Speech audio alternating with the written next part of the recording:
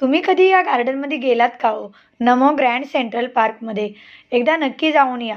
इथे पाण्याची बॉटल आणि चिप्स वगैरे काहीच आतमध्ये न्यायला अलाउड नाही. तरीसुद्धा लोक एवढी गर्दी का करतात? कारण की आपल्या बजेटमध्ये बसण्यासारखं हे गार्डन आहे.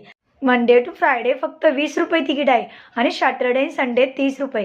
आणखी एक नवीन गोष्ट सांगू तुम्हाला, 15 वर्षाखालील मुलांना तिकीटसुद्धा नाही आहे. इतकं छान गार्डन आणि आपण एवढ्या जवळ असून जात नाही. इथे छान लेक आहेत, स्प्रे, जॉगिंग ट्रॅकसुद्धा आणि एवढंच नाही तर ॲक्टिव्हिटीसुद्धा आहेत.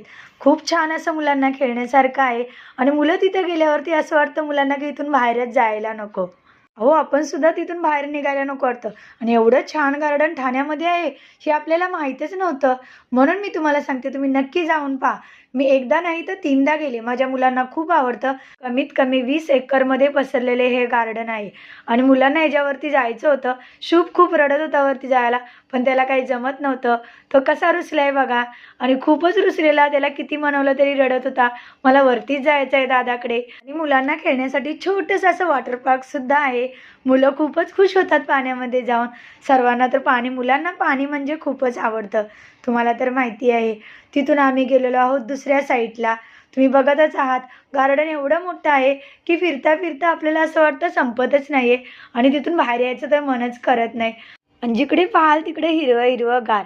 आणि तिथे तुम्हाला माहिती आहे का, पाणी प्यायचा नळ एकदम पद्धतच वेगळी होती आणि माझ्या लाडूला तर खूप आवडली.